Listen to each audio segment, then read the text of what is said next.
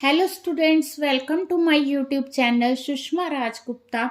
हम लोग कर रहे हैं BCom fourth semester cost management, जिसमें हमने कल किया था जॉब कोस्टिंग और आज हम करने जा रहे हैं बैच कोस्टिंग।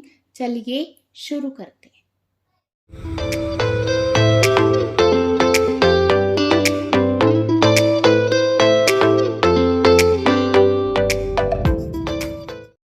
नेक्स्ट हमारा टॉपिक है बैच कोस्टिंग। बैच सबसे पहले होता क्या है? बैच का मतलब है जैसे सिमिलर यूनिट्स की प्रोडक्शन हो रही है। मान लो 10,000 यूनिट्स हम लोग बना रहे हैं, ठीक है। अब 10,000 यूनिट्स एकदम तो नहीं बनेगी ना, ठीक है। उसके पार्ट्स में इनको तैयार किया जाता है ना। जो होमोजीनियस गुड्स हैं उनकी सेम क्वांटिटी एक क्वांटिटी रखी जाती है। जैसे 1000 यूनिट का एक बैच हो गया, 1000 यूनिट के 10 जो ग्रुपिंग कर ली। जब हम इन आइटम्स की ग्रुपिंग करते हैं उस ग्रुपिंग को बोलते हैं बैच। अब इनकी एक जो प्रोडक्ट है, एक यूनिट है, उसकी कॉस्ट कैलकुलेट करनी मुश्किल है ना, सिंगल यूनिट की। तो क्या करेंगे, ये जो 1000 यूनिट्स हैं इसमें हम जिसका एक बैच बना हुआ है उसकी हम कॉस्ट कैलकुलेट करेंगे, तो उसे बोलते हैं बैच कोस्टिंग, ठीक है। बैच कोस्टिंग में भी अगर हमें बाय चांस पर यूनिट कॉस्ट की ज़रूरत है तो हम क्या करेंगे, total cost for the batch, जितनी उस बैच की टोटल कॉस्ट है, divided by number of units, ठीक है जी। Number of units in the batch. आप मान लो कि हमने कहा कि एक बैच में 1000 यूनिट्स है। अगर इसकी कॉस्ट 25,000 आती है तो पर यूनिट हम लोग कह सकते हैं ₹25 पर यूनिट कॉस्ट है। और अगर बैच की कॉस्ट देखें 25,000 है। क्यों हमने कैलकुलेट की? क्योंकि हमने 1000 के बैचेस तैयार किए। अब हम इसकी कॉस्ट कैसे कैलकुलेट करेंगे? इसके लिए सबसे पहले हमें मटेरियल पता होना चाहिए कि हमने कितना मटेरियल सेंड किया है। देन लेबर हमें पता चलती टाइम शीट और जॉब टिकट से, है ना, उससे पता चलता है कि हमने कितने वेजेस पे किए। देन आगे ओवरहेड्स जो है डायरेक्ट लेबर का परसेंटेज हो सकते हैं और उनको हम लेबर आवर रेट के अकॉर्डिंग कैलकुलेट कर सकते हैं।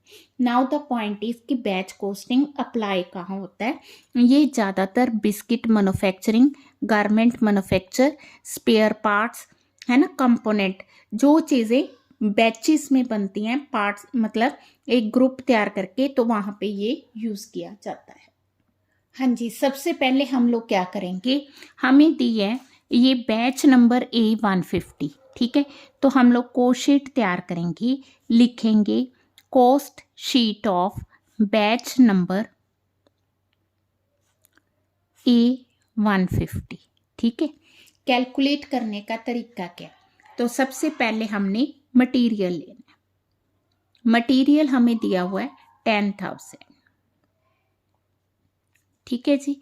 देन हमें दी है लेबर हमें 2 डिपार्टमेंट्स की दी है, department A, department B. Department A की जो लेबर है 800 labour hours at the rate of 5, it is 4000। Department B के 1400 labour hours at the rate of 6, 8400। Total आ गया 12,400। फैक्ट्री ओवरहेड हमें दिए on labour hour basis, rate are 7 for department A, 4 for department B. तो 7 for department A, hours हमने यहीं से लिए, रेट हमें दिया है 4 फॉर डिपार्टमेंट बी। ये आ गया 5600, ये भी आ गया 5600, 11,200, है ना।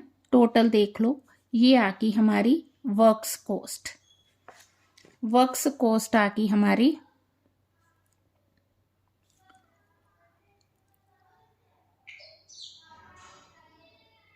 ठीक है जी। अब इस क्वेश्चन में हमें, वैसे क्वेश्चन सिंपल है, कुछ नहीं करना, work cost, administration expenses, then profit add करना है। थोड़ा सा इसने कॉम्प्लिकेट किया है। इसने कहा है कि 25% ग्रोस प्रॉफिट कंपनी चाह रही है। ग्रोस प्रॉफिट का मतलब सेल माइनस फैक्ट्री कॉस्ट। ठीक है, अगर सेल 100 है, अगर सेल 100 है, ठीक है जी, तो प्रॉफिट हमें दिए 25 और वर्क कॉस्ट आ गई आपकी 75। ठीक है, तो वर्क कॉस्ट है हमारी इतनी, तो हम लोग यहाँ पे सेल प्राइस कैलकुलेट कर सकते हैं। सेल प्राइस आ गया 33,600 इंटू 100 बाय 75 करके। हाँ जी, ये आ गया 44,800। ठीक है जी, अब इसके बाद हाँ जी, तो ये सेल प्राइस है। उसने कहा है कि सेल प्राइस का 10% एडमिनिस्ट्रेशन ओवरहेड है। तो एडमिनिस्ट्रेशन ओवरहेड्स हमारे आगे सेल प्राइस 44,800 का 10%, तो ये आ गया 4480। ठीक है, क्लियर। अब उसने कहा है कि प्रॉफिट कैलकुलेट करना है, तो प्रॉफिट हमें जितना मर्जी दिया है, हमने सेल प्राइस कैलकुलेट कर लिया 44,800। ये जो डिफरेंस आएगा ये आ गया हमारा प्रॉफिट। ठीक है, ये आ गई कॉस्ट ऑफ प्रोडक्शन। ठीक है, सिर्फ ये वाला पॉइंट टेक्निकल था। इसमें उसने कहा है कि sale minus work cost 25% gross profit है। ठीक है, वो ग्रोस प्रॉफिट हमने कैलकुलेट कर लिया। ठीक है जी, वो नेट प्रॉफिट है। ग्रोस प्रॉफिट है sale minus work cost. Work cost है 33,600, दैट इज 11,200। हाँ जी, नेक्स्ट हमारा टॉपिक है economic batch quantity. Economic batch quantity क्या है? देखो, मैंने एग्जांपल ली कि हम लोग अगर कितनी यूनिट्स बना रहे हैं, अगर हम पूरे साल में या 10,000 यूनिट्स बना रहे हैं, तो 10,000 यूनिट्स का ऑर्डर है मशीन की कैपेसिटी के अकॉर्डिंग या लेबर की कैपेसिटी के अकॉर्डिंग या मटेरियल की कैपेसिटी के अकॉर्डिंग 10,000 इकट्ठी नहीं बना रहे। तो मैंने कहा कि हम एट ए टाइम 1,000 यूनिट्स बना रहे हैं। ठीक है, तो ये 1,000 यूनिट मैंने वैसे एग्जाम्पल ले ली, बट जो एक बिजनेसमैन है जिन्होंने प्रोडक्शन करनी है, उन्होंने ऐसे अंदाजे से तो करना नहीं है, तो वो कितने का बैच ले, कितनी यूनिट्स का बैच ले कि उनको कॉस्ट मिनिमम पड़े। ठीक है, वो जो बैच है that is known as economic lot size, economic batch quantity. ठीक है, वो कितने का बैच तैयार करें कि उनको सेटअप कॉस्ट और कैरिंग कॉस्ट कम से कम पड़े। ठीक है, तो उसके लिए फॉर्मूला है Q is equal to √2US divided by C। ठीक है जी, US हो गया हमारा Q हो गया हमारी क्वांटिटी। ठीक है, और S हो गया सेटअप कॉस्ट, C होगी कैरिंग कॉस्ट, U होगी एनुअल यूनिट्स, कि हम लोग पूरे साल में कितनी यूनिट्स बना रहे हैं। ठीक है, ये एग्जाम्पल है। हाँ जी, देखो एग्जाम्पल में हमें एनुअल डिमांड दी हुई है। Annual demand, annual units that is U √2 into U is equal to 24,000। ठीक है, इंटू हमें दी है सेटअप कॉस्ट। सेटअप कॉस्ट कितनी दी है 120 divided by carrying cost. Carrying cost हमें कितनी दी है 0.36। ठीक, जब हमने इसको सॉल्व किया तो ये बन गई 4,000 यूनिट्स। मतलब अगर एट ए टाइम हम लोग 4,000 यूनिट्स मैन्युफैक्चर करेंगे तो हमें सबसे जो है कम रेट पे पड़ेंगी। नेक्स्ट जो हमारी एग्जाम्पल है, ये 15 मार्क्स का क्वेश्चन आ सकता है। अगर आप लोगों को याद है इकोनॉमिक ऑर्डर क्वांटिटी बिल्कुल उसी तरह का क्वेश्चन है, कुछ भी ज़्यादा चेंज नहीं है इसमें। X limited committed to supply 24,000 per annum. ठीक है, पूरे साल में वो 24,000 यूनिट सप्लाई करेगा। इट इज एस्टिमेटेड 10 पैसा इन्वेंट्री होल्डिंग कॉस्ट, ठीक है, per month, and setup cost is 324, ठीक। 10 पैसा inventory cost per bearing per month, ठीक है, पर मंथ भी दी हुई है। What is the optimum run size for bearing manufacture? हाँ जी, ऑप्टिमम रन साइज होगा इसको हम इकोनॉमिक बैच क्वांटिटी भी कह सकते हैं। तो ये है हमारे पास √2US/C। अभी मैंने बताया आपको पूरे साल की जो रिक्वायरमेंट है 24,000 है, सेटअप कॉस्ट 324 है, कैरिंग कॉस्ट 10 पैसा पर मंथ कहा था ना उसने, मैंने स्पेशली बताया आपको पर मंथ है, ठीक है। तो ये आ गई हमारी अंडर रूट करके 2 इंटू दिस, हाँ जी, 1296000, ठीक है। आप इसको कैंसिल करके देख लो, तो it is equal to 3600 units. ये आ गया हमारा economic order, economic batch quantity, ठीक है। अब वो पूछ रहा है कि 2 बैचेस के बीच में कितना टाइम लगेगा, ठीक है। इसमें हमने देखना होता है कि हमारा प्रोडक्शन रन साइज कितना है, डिवाइडेड बाय मंथली डिमांड कितनी है, मल्टीप्लाई बाय 30, ठीक है। तो हमारा जो रन साइज है 3600 है, मंथली डिमांड दी नहीं हुई, बट अगर एनुअल 24,000 है तो मंथली आ गई हमारी 2000 इंटू 30, ठीक है, 118, it is equal to 54 days, ठीक है। मतलब ये जो क्वांटिटी है 54 डेज में कंप्लीट होगी। तीसरा वो पॉइंट पूछ रहा है हमसे कि assume company has a policy, ये कह रहा है कि इतना अगर आप बैच तैयार करोगे तो आपको मिनिमम कॉस्ट पड़ेगी, पर कंपनी के पास ऑफर है 6000 पेयरिंग की, हाउ मच एक्स्ट्रा कॉस्ट? अगर 6000 की कोई पॉलिसी कंपनी तैयार करती है तो कंपनी को एक्स्ट्रा कॉस्ट कितनी पड़ेगी, ठीक है। तो हम दोनों कॉस्ट को कंपेयर करेंगे, 36 की और 6000 की।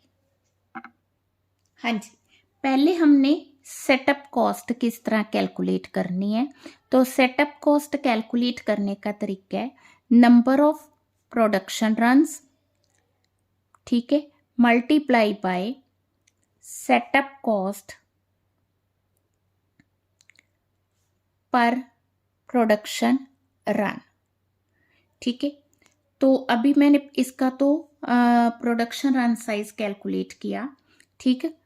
तो हम इस तरह से करेंगे 24,000 डिवाइडेड बाय 3600 मल्टीप्लाई बाय 324, ठीक है। ये तो आ गया 3600 का। इसी तरह से हम लोग 6000 का कैलकुलेट करेंगे, 24,000 डिवाइडेड बाय 6000 इंटू 324। तो जो इसकी कॉस्ट आई है 2160, जो इसकी कॉस्ट आई है 1296। इसी तरह से हम लोग कैलकुलेट करेंगे कैरिंग कॉस्ट। अगर हम बात करें कैरिंग कॉस्ट की, तो carrying cost is equal to 1/2Q into I, ठीक है। तो पहले हम बात करेंगे 3600 की, 1/2 इंटू 3600 इंटू 10 पैसा इंटू 12, आई मतलब कैरिंग कॉस्ट, ठीक है। यही ली थी ना हमने 0.10 इंटू 12, ठीक है। 1/2 इंटू, तो यहाँ पे लेंगे 1/2 6000 0.10 इंटू 12, इसका कैलकुलेशन आई है 2160 और इसकी कैलकुलेशन आई है 3600। अगर हम बात करें टोटल कॉस्ट की, तो 3600 की कॉस्ट आई है सेटअप प्लस कैरिंग कॉस्ट 4320, और इसकी जो कॉस्ट आई है दैट इज 4896। अगर आपको 6000 यूनिट्स भी एट ए टाइम बनानी है तो कोई ज़्यादा कॉस्ट का डिफरेंस नहीं है। There is a difference of only 576। आपको एक्स्ट्रा कॉस्ट सिर्फ 576 पड़ेगी। तो मैनेजमेंट डिसीजन ले सकती है अगर उन्होंने 6000 यूनिट्स बनानी है। तीसरा हमारा क्वेश्चन है मिनिमम इन्वेंट्री होल्डिंग कॉस्ट। तो इसमें कोई सोचने की ज़रूरत नहीं है। इन्वेंट्री होल्डिंग कॉस्ट हम ऑलरेडी कैलकुलेट कर चुके हैं, दैट इज 2160। मिनिमम किससे होगी? इकोनॉमिक बैच क्वांटिटी से ही होगी, तो ये मिनिमम है। ठीक है, अब वो पूछ रहा है मिनिमम इन्वेंट्री कॉस्ट क्या है। तो मिनिमम इन्वेंट्री ये जो अभी हमने कैलकुलेट की 2160 होल्डिंग कॉस्ट, 2160 कैरिंग कॉस्ट और मिनिमम कॉस्ट आ गई 4320। ठीक है, तो अगर आपने इकोनॉमिक ऑर्डर क्वांटिटी की है तो वहां भी मैंने करके दिखाया था, टेबल में दिखाया था, जो फॉर्मूला से यूनिट्स आ रही हैं और जो उसकी कॉस्ट है वो सबसे मिनिमम होगी। आप देख लोगे कि जितना आप यूनिट चाहे इससे कम कर लो चाहे ज़्यादा कर लो, हमेशा कॉस्ट ज़्यादा आएगी। तो इसका फॉर्मूले का मतलब ही यही है कि हमें मिनिमम के बारे में बताता है। हाँ जी, नेक्स्ट आ गया जॉब ऑर्डर कॉस्टिंग और बैच कॉस्टिंग, दोनों में डिफरेंस क्या है। जॉब कॉस्टिंग जो है तब की जाती है जब हमने कस्टमाइज्ड प्रोडक्ट किया हो, कस्टमर की रिक्वायरमेंट के अकॉर्डिंग प्रोडक्ट मैन्युफैक्चर किया है। और जॉब कॉस्टिंग में ये होता है कि जैसे जैसे जॉब्स आती हैं, ऑर्डर्स आते हैं, हम वैसे वैसे मैन्युफैक्चर करते हैं। तो जितना जिसका ऑर्डर आया हम उसकी कॉस्ट अलग से कैलकुलेट करते हैं। जबकि बैच कॉस्टिंग में क्या होता है, हम लोग एक जैसे गुड्स बनाते हैं और उन गुड्स को एक साथ नहीं बना सकते, उनको डिवाइड करके छोटे पार्ट्स में बनाते हैं जिसको हम बैच बोलते हैं। तो दोनों में ये डिफरेंस है। ठीक है जी। हाँ जी, नेक्स्ट वीडियो में हम लोग करेंगे कॉन्ट्रैक्ट कॉस्टिंग। वीडियो अच्छी लगी वीडियो को लाइक करें, चैनल को अभी तक नहीं सब्सक्राइब किया तो ज़रूर सब्सक्राइब करें, ज़्यादा से ज़्यादा वीडियोस को शेयर करें। Thank you.